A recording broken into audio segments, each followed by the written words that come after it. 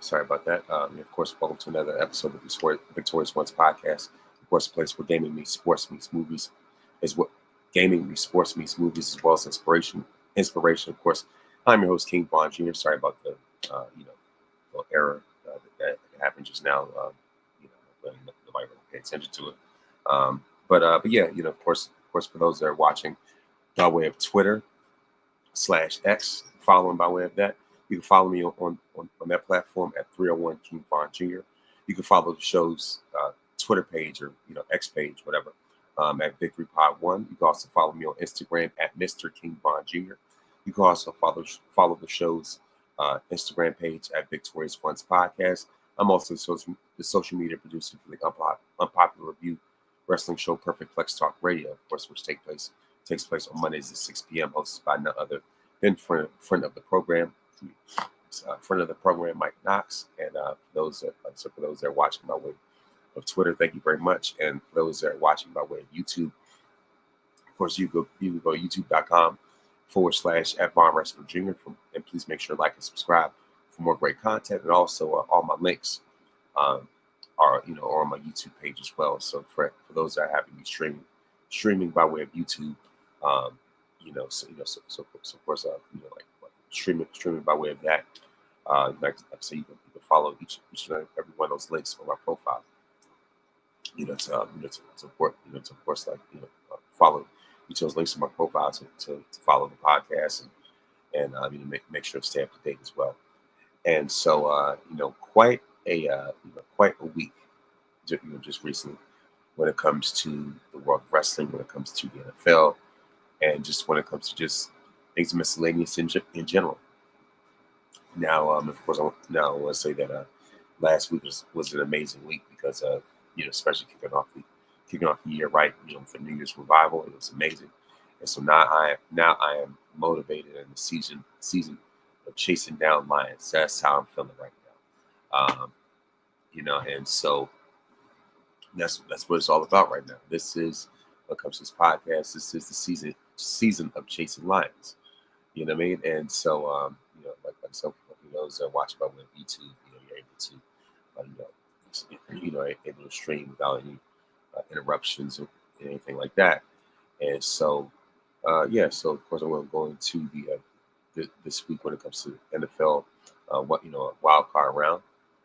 When I say it was a wild card, it was definitely wild in more ways than one.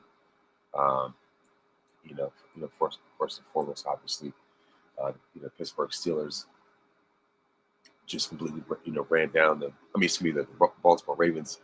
The Ravens completely ran down the Pittsburgh Steelers, and the thing is with the Steelers, they got those last minute late points as almost like I like to call them almost like mercy points. But by the time the game was already decided, it was already won. So obviously the Ravens knocked the Steelers out 28-14 with these ridiculous rumors about Mike Tomlin getting fired, but clearly that never happened because the Steelers have a history of keeping the coaches for a very long time, and and I doubt that Tomlin's going to be getting booed. So the thing is, ever since Chuck Noll, the Steelers have only had 3 coaches, Noll included. To me, they went from Chuck Noll, for nearly 30 years to Bill Cowher, for almost 15, going up until his very last, the very last season when he finally won a Super Bowl before he retired. That was Jerome Bettis' last season. That was Roethlisberger's first ring, and of course, from that point on, they ran after him, and of course, Mike Tomlin steps in, and so obviously the Steelers definitely have a very strong history when it comes to loyalty, just like the Kendrick song, loyalty, loyalty, loyalty, and so exactly that's what the Steelers are all about. So with those rumors, not gonna have that. So also, also in other news, the Washington Commodores, Commanders, went on to defeat the Tampa Bay Buccaneers, 23-20 in a with a very surprising game-winning field goal. Also, during that same weekend, the Buffalo Bills completely stop out the Denver Broncos. So much for a Broncos upset. I knew that wasn't going to happen. Josh Allen said, "Not on my watch." And this is definitely a season, I believe, of getting an MVP, and it's gonna be between either him or Lamar. But at this point, I'd rather see Lamar get a ring, sacrifice the MVP, and and let Josh Allen get that get that accolade for his career. That's why I sit in that aspect. Also, Philadelphia Eagles defeat Philadelphia Eagles going to actually. By the way, the Broncos scores are they just the Bills blew out the Broncos like 31-7 last time I checked. So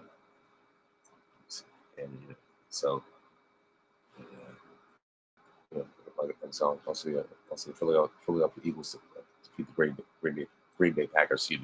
Defeat the Packers at home, and so I must say that this was quite a full circle moment, if you will, right?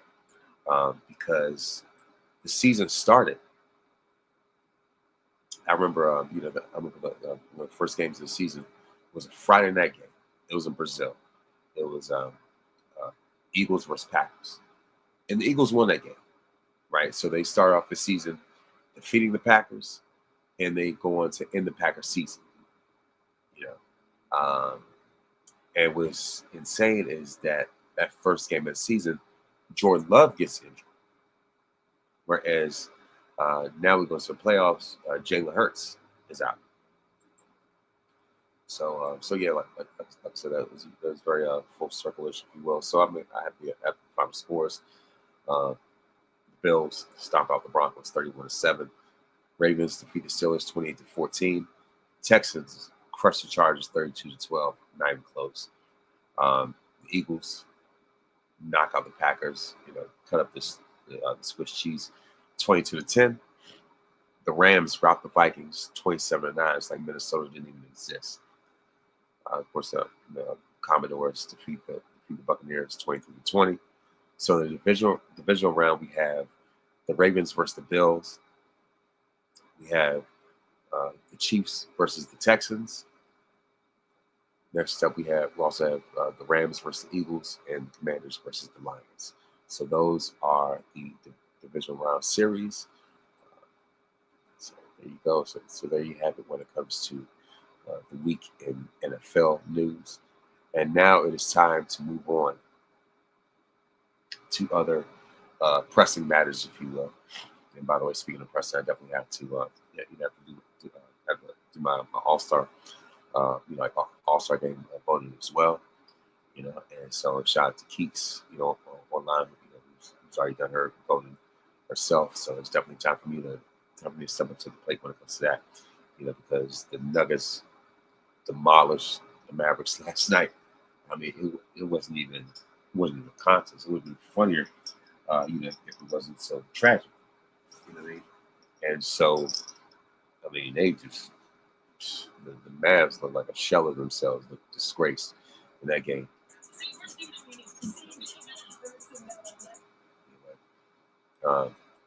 So right now, the Knicks are crushing the 76ers, 60-47 right now, as I'm simultaneously watching the game.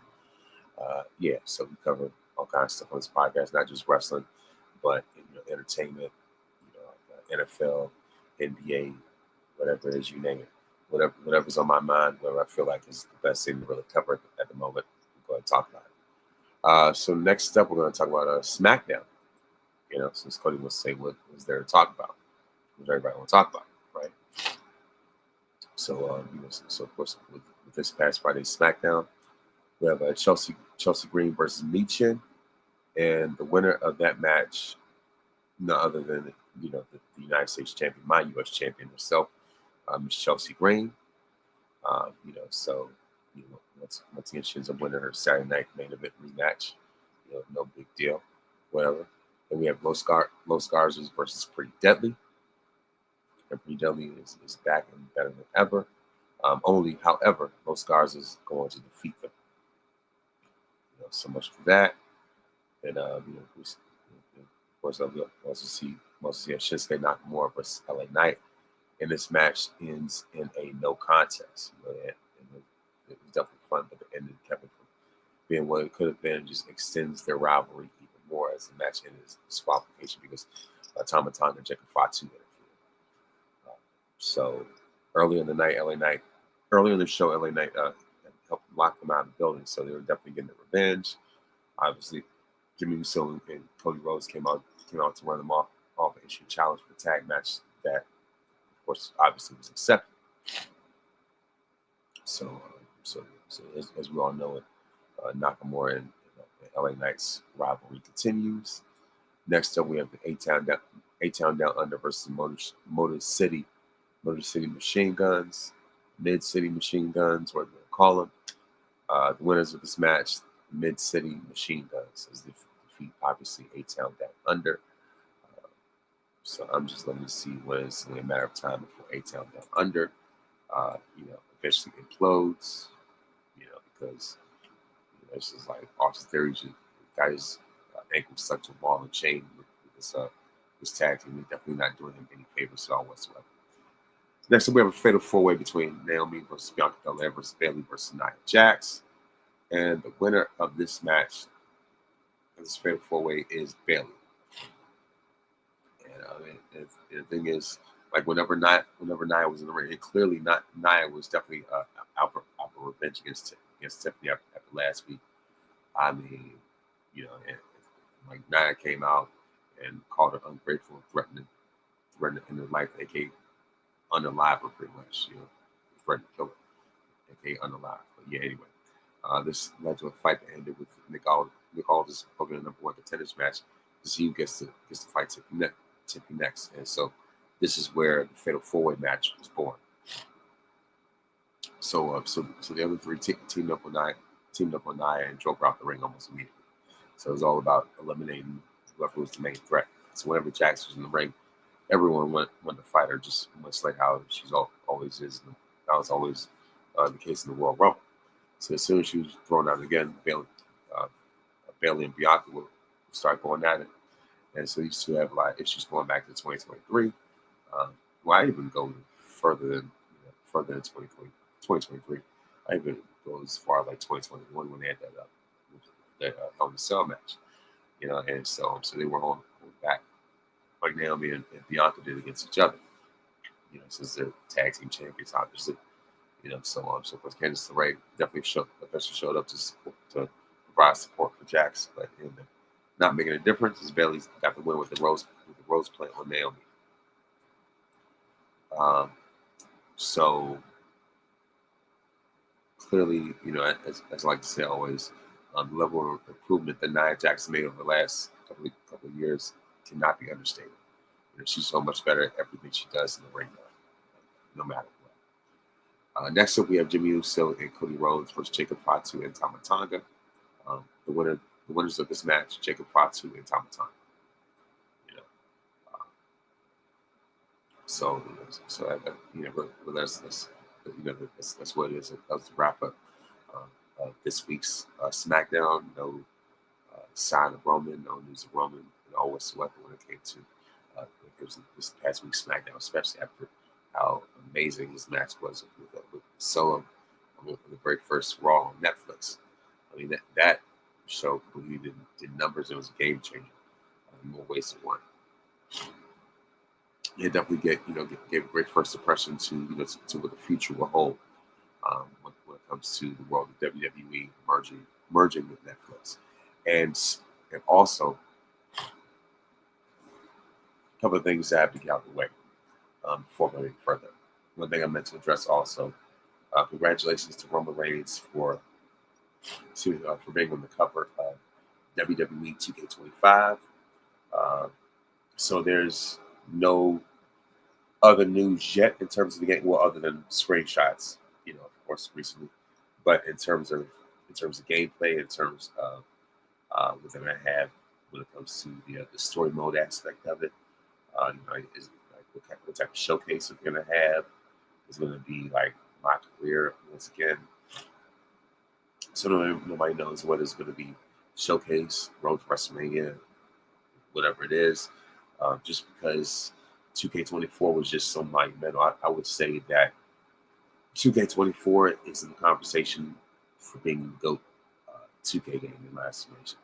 Other than 2K14, but I think the biggest reason why mainly is because of the nostalgia factor of uh, 40 years of WrestleMania showcase. Just so many wrestlers to unlock and just endless possibilities. You know what I mean?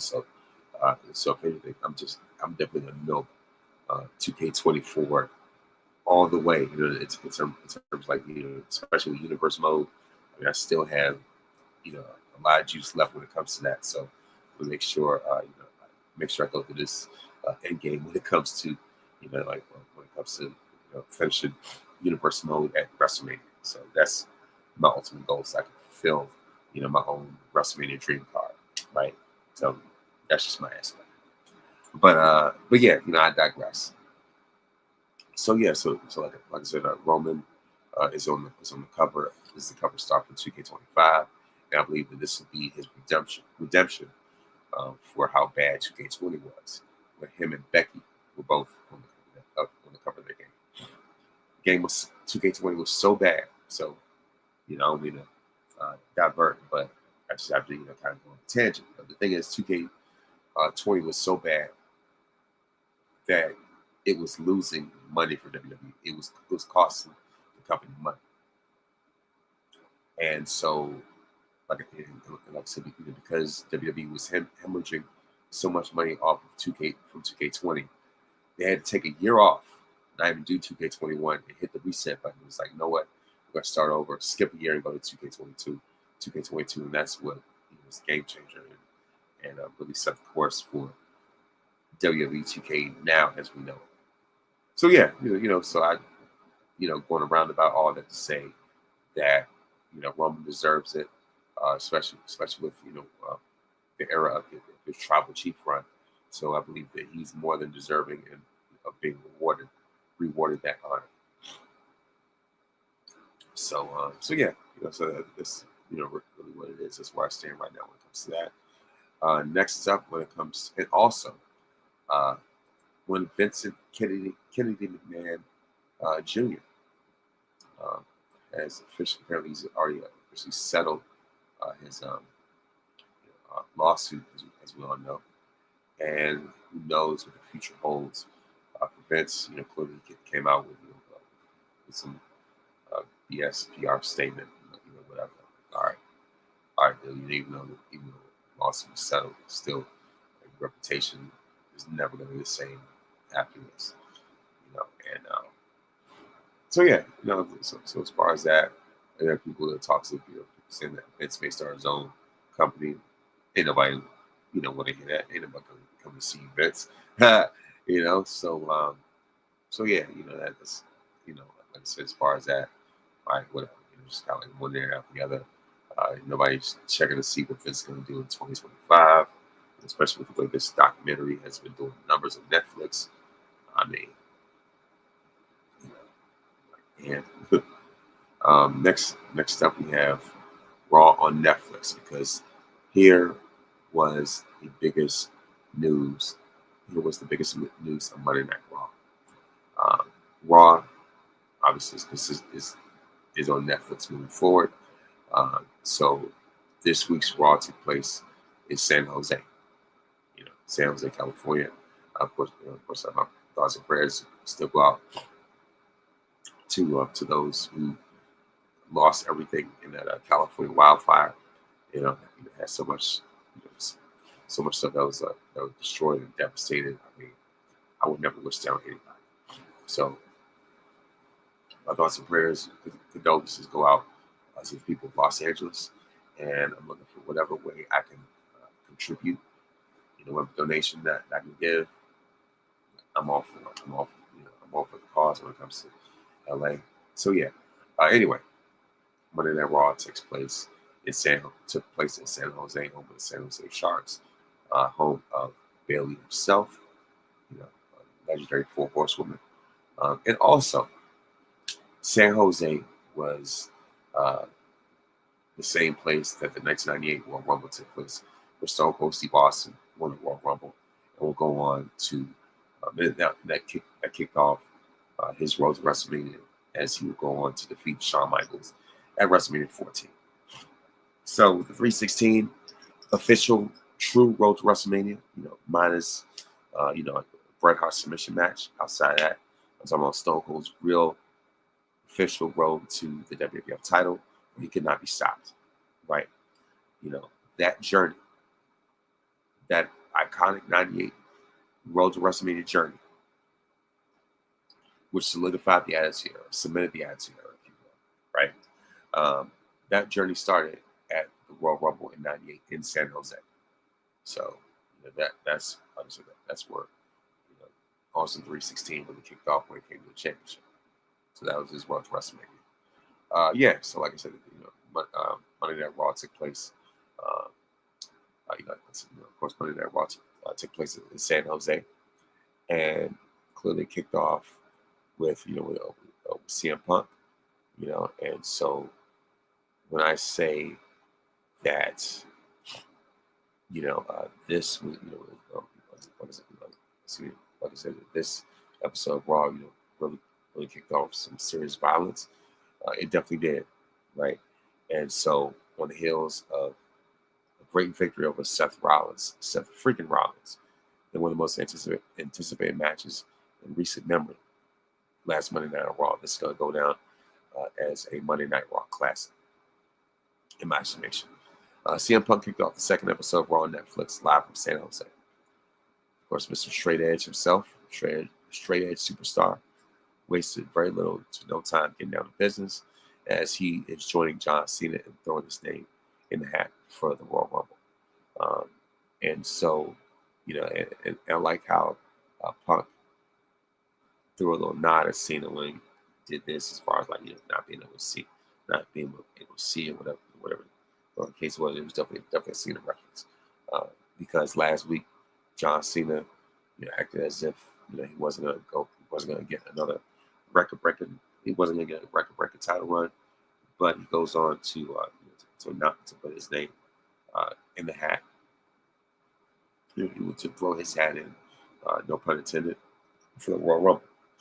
So so for CM Punk, things look like they were on the up and up, great, only to hear burn it down. Seth Rollins interrupted, and you can clearly hear Punk saying, I wish it was Rhea Ripley out here, And so of course, Seth Rollins interrupted and revealed that he was entering the Rumble as well, and Punk's WrestleMania dreams by throwing him over the top rope. So a lot of people are saying that Heyman's favorite for Punk is to get a WrestleMania main event, something that has eluded him all throughout his legendary future Hall of Fame career. Punk is certainly a future Hall of Famer. And so the one thing, blemish that is on the Hall of Fame caliber career is that he has never been in the main event of WrestleMania. I'm talking about as far as like a single headliner. That's the thing that's constantly itching at. Even though him and Undertaker definitely were the best match of the night for WrestleMania 29, by far overshadowing Rock versus Cena 2. From a match standpoint, it wasn't even close. Even with all of that, even with 434 days as WWE champion, right? Even with a resume like his, the one thing that Punk is itching to do since he has made his return, he wants to make the most of his return. The one thing that he has not been able to do all throughout his career is, obviously, as I said before, is to be the headliner in the main event of WrestleMania, be at the forefront of WrestleMania, not just be, the secondary main event, if you will. Not being seen as some supporting character or like a secondary figure when it comes to WrestleMania, especially with his best years being in the shadow of John Cena, right? CM Punk spent the prime of his career. Excuse me. How about that? My bad. CM Punk spent the prime of his career in John Cena's shadow. So now that Punk has returned and he's on the back end of his career, the other half of his career, whatever, he now is in the shadow of Roman Reigns. So clearly this is imperative for him to, to not only enter the Royal Rumble, but to win and to, call his shot when it comes to who he wants to be the main event with for the title of WrestleMania. So they say all that to say, that this Punk's been waiting for this moment. Then Drew McIntyre interrupts next and took exception to both Punk and Rollins, calling them self-serving mirror images of each other. And they called Rollins a fake leader, Mr. Visionary, Mr. Revolutionary. Then Punk cut him off and challenged both of them to throw fists and throw hands, only for McIntyre to announce his entry into the Rumble himself. So it was definitely a great start to the Monday Night Raw, shining a light on the Royal Rumble with the introduction of 3 former world champions, who also hinted the larger story at play, the return of power of Roman Reigns, as hinted by McIntyre himself. So it's definitely going to be interesting to see if this story, like so many others in the Triple H era, Paul Levesque era, if you will ultimately collide with the larger bloodline story, because as it stands, that appears to be the end game, at least from Drew McIntyre's standpoint. Because from the pandemic on down, it's been nothing but the bloodline at the forefront. It's pretty much been Roman Reigns and everybody else. This is Roman Reigns' world, and we're all just living in it. I would like to also, like to give CM Punk a shout out for saying I acknowledge all the firefighters, in the great state of California. So I like how Punk gave props to the firefighters in Canada and Mexico, who have also traveled to help fight the deadly wildfires in Los Angeles. So speaking of acknowledging someone, let's acknowledge those who truly matter the most. No shade to Roman, but of course I like to once again acknowledge all of the firefighters in the great state of California and Los Angeles, and those that are traveling all across the world, Canada, Mexico, Jamaica as well, and Nigeria. Something they traveled also to fight those LA wildfires. This has been catastrophic, but it's also bringing people together as well. I don't want to sound tone deaf or whatever, but it's definitely a rebuild process, and my thoughts and prayers, heart goes out to those that are grieving, and by the way, for anyone, let me go and just give a little PSA when it comes to this. As I said before on IG, for anyone who is dealing with grief right now because of these wildfires, do your best not to project toxic positivity, try to force them to have gratitude, or to say that these wildfires are a way of of purification and purifying. No, this is loss, this is trauma, this is grief, this is pain. So and for those that want to say that that judgment is on California, shame on you, shame on each and every last one. Because of the fact that like I said, these people are dealing with catastrophic stuff, things that have shaken them to their core. So the best thing to do is to pray for them, offer condolences, offer support, relief, donate, things like that, instead of forcing toxic positivity, to try to force them to have a false sense of gratitude, a false sense of positivity. Let them get to that point themselves. Because because like I said, we try to project something on them. That's definitely a turn off.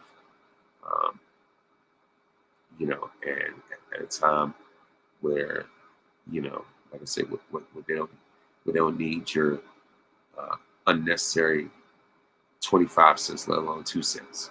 So yeah, like I said, I acknowledge, that those that they're there to protect and serve, um, and to bring help to those that battling, a terrible, terrible fire that has destroyed so much memorabilia, paraphernalia, um, just like legacy, really history has been lost for so many people. So um, like I said, just much respect to those that are risking their lives to to help those that need it the most.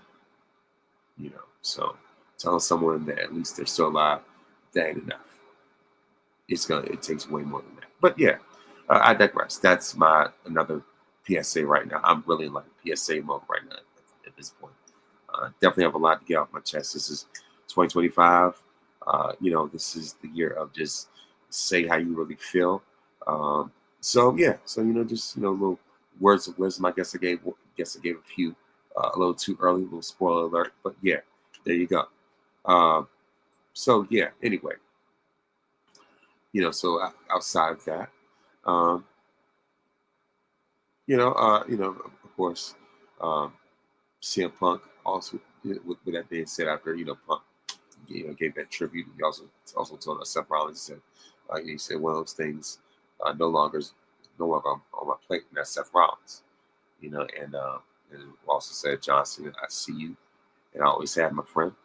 Of course, that was Punk's way of saying that he's joining Cena in the Rumble. And Seth Rollins also said, I'd rather be the worst version of myself than any version of you. That is in reference to truth. And so yeah, just these little takeaways, if you will. But yeah, so then next up, we have Chad Gable issues his open challenge. I hope that my PSA was not enough to to scare anybody off, whatever. But I digress. But anyway, so yeah, so but anyway, like I said, as far as that, Chad Gable issued his American-made open challenge, and I must say that I like Chad Gable's Kurt Angle tribute, if you will. Chad has embraced being Kurt Angle Jr. I mean, even when you look at the ring gear, it clearly screamed Kurt Angle. Not just when it comes to his in-ring work, which is by far absolutely exceptional, tremendous. His character, his charisma, all of it screams, just exudes Kurt Angle. So he issued an open challenge to any luchador in the world on Monday Night Raw. And be careful what you ask for. Be careful what you wish for, because you just may get it. And also another thing is, I like how American-made shirts look like Kurt Angle shirts. The Kurt Angle design. They have fully embraced, the embrace of the legacy of Angle even more. But yeah, like I said, Chad issued the open challenge to any luchador in the world on Monday Night Raw in San Jose, of all places, by the way. And like I said, be careful what you wish for, because you just may have it. And so here we are with the man of the hour himself. This is what it's all about. This is what so many people have been waiting for. This is what those vignettes were about. With a slash, going through it. Everybody knew what it was. Everybody was in the wrestling. They already knew that was Penta. Without WWE even making an announcement. But of course, WWE was like, what? After the spoilers, we're just gonna go ahead and we're just gonna go ahead and leak Penta's merchandise. We're gonna leak out Penta's merchandise on our shop. We're gonna let everybody know ahead of time before he even had a match. It was like the same day it was Raw. At least it was like going into a WWE a show was on their shop, and it was Penta's gear. So like, nah, we ain't even doing, not even gonna worry about the dirt sheets, no spoiler alerts, whatever. We're just gonna, have that, right? So yeah, so they clearly let the cat out the bag, and the cat ran all the way through the streets as Penta accepted the challenge, made his official WWE debut, a luchador legend, Penta. Penta has, charisma. He has that superstar aura. Everybody wants to talk about aura. This, what's about having, talk about. Everybody wants to talk about having aura. Aura this, aura that. Roman Reigns exudes aura, right? So now Penta, because of who we know him as, um, when it comes to Lucha Underground and everywhere else, whether it's Lucha Underground in Japan, AEW, whatever the case is, he has been very well versed, and Penta is an absolute legend. He is an absolute treasure when it comes to wrestling. When we talk about the greatest luchadors, Rey Mysterio was the GOAT, and Penta is not far behind when it comes to that conversation. And so when his music hit, when his entrance video hit, everybody completely lost. And, it's Penta this, but you know what I mean? So, clearly as dubbed by Michael Cole as the worst kept secret, the former AAA, AEW, TNA, and Lucha Underground stars, like I just said, made his way to the ring to a massive, thunderous ovation, and took to the ring to battle to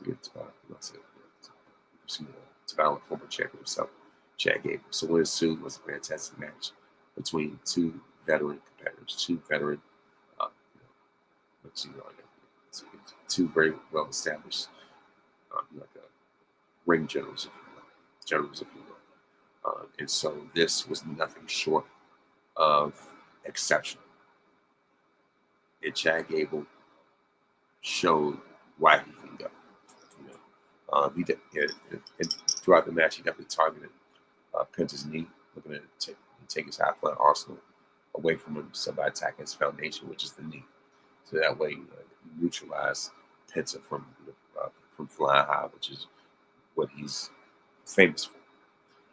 So Penta absorbs all the everything. He took, it's like he took every weapon that Chad Gable threw at him, including a few overhead suplexes, and he fought back. So Penta caught Gable backstabber, and his sacrifice arm breaker, and put him away with the Penta dropper for the victory.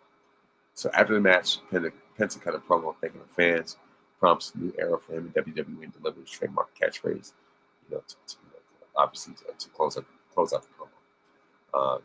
And when I say that Penta, I mean highly anticipated, is an understatement.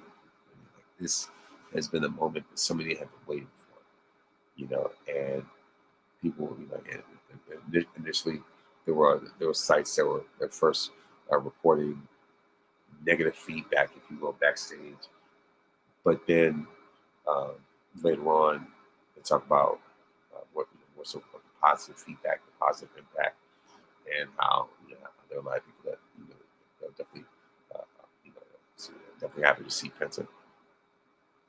And I will say that I would take Penta's mic skills, and especially in ring skills, over Ricochet any day. And yeah, so this is a great introduction to Penta, who looked like a huge acquisition for WWE, a huge free agent signing, and a legitimate main event star. So it was also another reminder of how excellent Chad Gable is in the ring. His ring work was second to none. It was definitely a strong match, a great debut. It was very much easy thumbs up. I mean, the presentation was already top tier, so it looks and feels like a main event star. And so, can you imagine Penta being in the ring with Roman Reigns? I mean, come on. Penta versus Roman, Penta versus Rollins, Penta versus Punk. Like the possibilities are right there. Next, we have Sheamus versus Sheamus versus Luke Kaiser, and their rivalry continues. And the winner of this match goes to the other than Sheamus. Then afterwards, Sheamus celebrated Pat McAfee before coming face to face with Braun Breaker, who was in the front row. And so security at the pole part of the confrontation. He was hit it at the next direction when it comes to Sheamus. So another strong match between two workhorses in WWE. Of course, we know them as Sheamus and Kaiser. And I will say that if the European Championship were still around, I believe that Kaiser would definitely be a European champion. So moving on. Next up, we have backstage. We see cracks in the relationship between Dominic Mysterio and Liv Morgan after Liv lost the Women's World Championship to Rhea Ripley last week. So now we definitely see tension building up. We definitely see sort of cracks in the armor. So during the Netflix commercial break, Kat caught up with Pure Future Collective, Sonya Deville, Zoe Stark, and Shayna Baszler. They like to call them the stud line. And Zoe vowed to win the Women's Intercontinental Championship, to which Sonya Deville responded by saying one of them would win the title. So backstage, we also saw, saw Seth Rollins and kind of Sami Zayn ask him if he's going to stay helping Roman Reigns or help himself. So after that, we see Gunther cut the promo.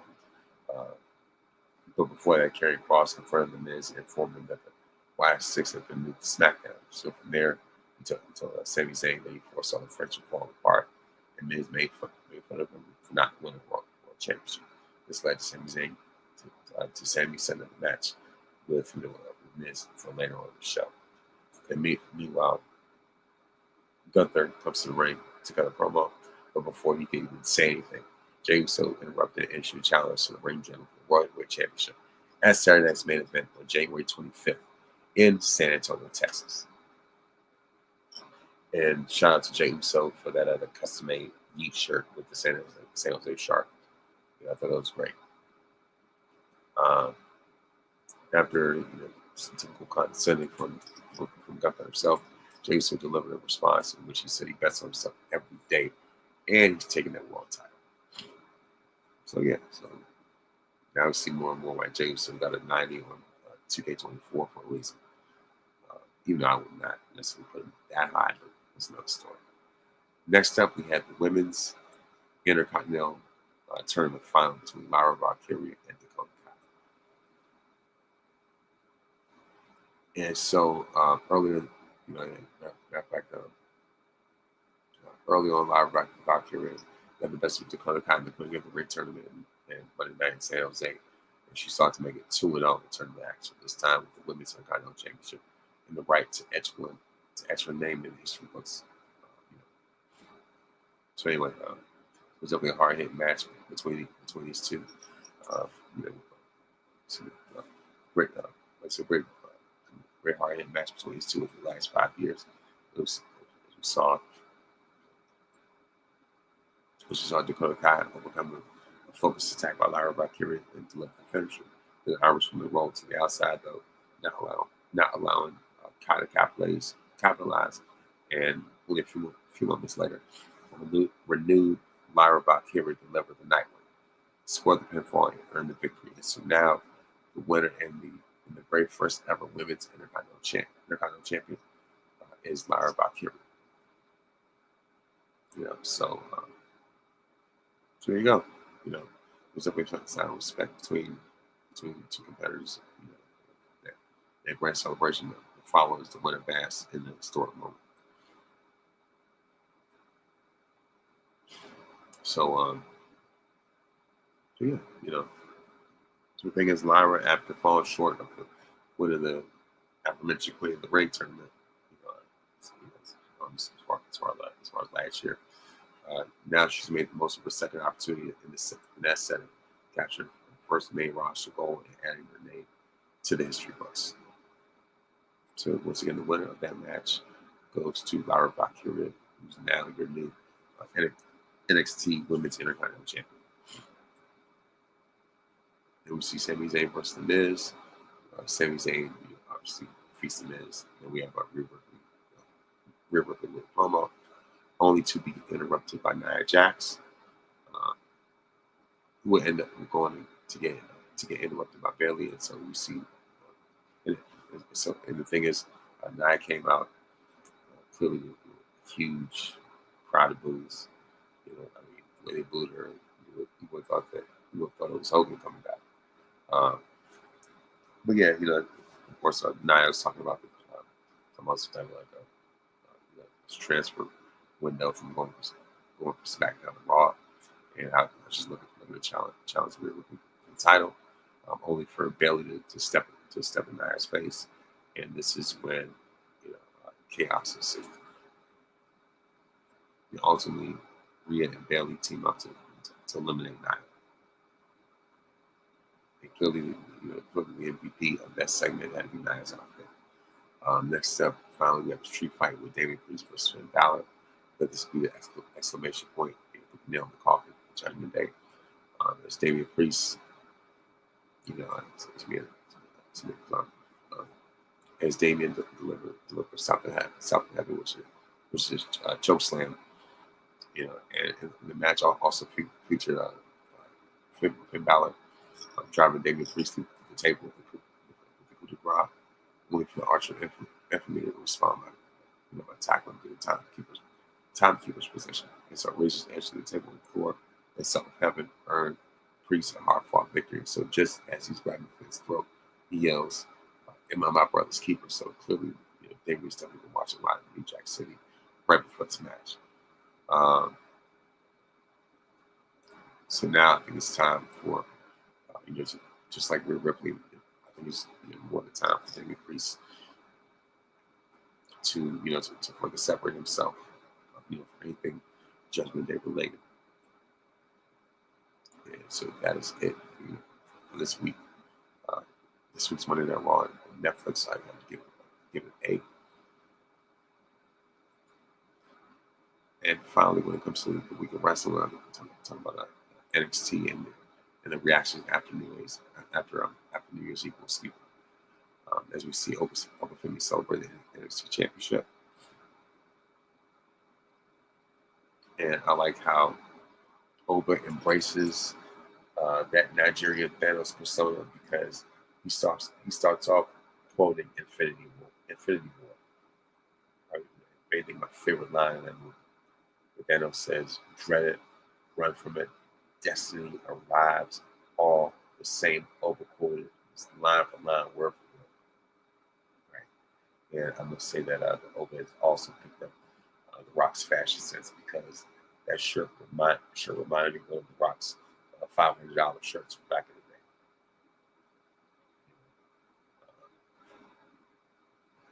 So he clearly put over Trick Williams and so put over Trick Williams, praise him, and of course congratulations on a great match, and also mock Eddie Thorpe before Tony D'Angelo showed up as Oba's first challenger. Congratulate Femi on his win, but reminded him they hold to win over. So Tony D'Angelo was the one who ended Oba Femi's North American Championship reign.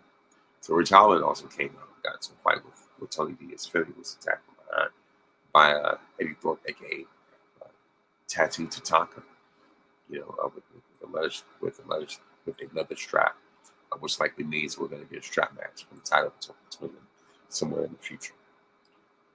So the opening segment definitely accomplished the goals of addressing multiple feuds at once, but having the new champion get taken out in his first week with the belt might not be the best way to get a reign started for a guy who's supposed to be a monster. So to see Obafemi get taken out like that, big thumbs down for that. Especially after this dude started off quoting Thanos. Come on now, you ain't gonna be hanging like that. Nah, that wouldn't like. Next up, we have Shotzi versus Stephanie Balkier, and Shotzi wins by way of DQ. Next up, we have Ethan Page versus Dante Chen. As Chen was not very fond of Ethan Page after what happened with Javon Evans, and so yeah. I have overtime with this, and so clearly there's definitely a glorified squash with Ethan Page getting the win. It was done better than most squash matches. And then goes on to crush Chen's ankle between the steps and ring after the match was over, and then just sat there and stared at him for a long time. Only for Jamal Evans to come out and attack Ethan Page, but then one shot to his injured jaw put him down. So just one hit and he was back down. Next up, we have Metaphor versus the Unholy Union. And Metaphor is definitely one of my favorite, female tag teams, along with Bianca and Jade. So I definitely like to see great things coming out of them in the future. So Jakara Jackson, Lash Legend, definitely action this week against Alba Fire and Isla Dawn. This match is booked to determine the number one contenders for the women's tag titles. And side note, the fact that Jakara Jackson is on the 2K24 roster and Lash Legend is not as criminal. But we see Jakara and Jakara and Alba starting off with holds and reversals, but Fire didn't wait long before unloading with the stiff chop. The Metaphor seemed to have the upper hand in the first half, but then the Unholy Union eventually turned the tide in their favor, and to see the growth that Jakara and Lash have had over the past year has been amazing and tremendous. But especially root for Lash Legend because I'll never forget, the North remembers, by the way, when there were fans online that were complaining about Lash Legend saying she could wrestle. Even though she was just starting, so she still definitely had more than enough time to improve. So people complained saying that she could wrestle. Then got to the point where fans online wanted to see her fire and preferred Nikita No Knees. You know who it is? Over Lash Legend, and how dead wrong they are now. And so of course, the winners of this match and the number one contenders are Metaphor. Then we have Kalani Jordan versus Cora Jade, and the winner of this match is none other than Cora Jade herself. Then we have a great tag team match with Nathan Frazier and Axiom versus OTM. And honestly, this was a phenomenal match. It definitely was.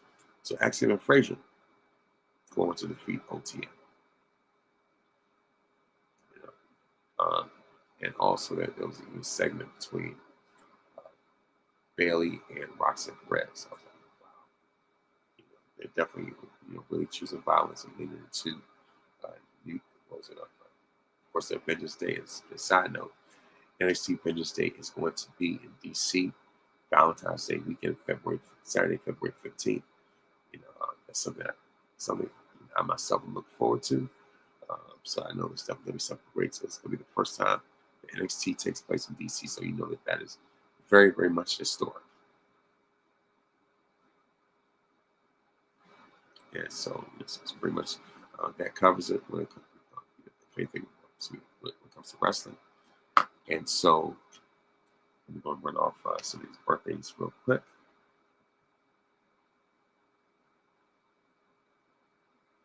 When I say that this is simply an exceptional show, exceptional episode, I do say so myself. Anything. Something I'm definitely very, very proud of. So now when it comes to birthdays. And by the way, of course, happy belated birthday to LL Cool J, which was on January 14th, as well as Slick Rick on January 14th.